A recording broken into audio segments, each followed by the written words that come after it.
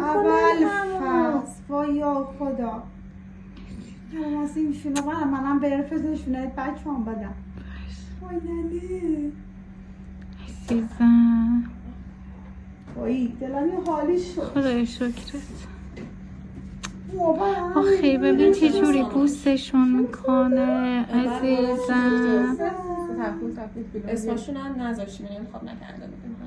مرسی عزیزم مرسی خب چرا مامانشون هم میبردی؟ نمیخواستی مامانشون هم توی خیابون گذاشته گناه داره ببریمش خونه عزیزم ببین بچه ها دارن شیر میخورن نه شیر نمیخورن نگاه داره میگرده اون زیر شیر بده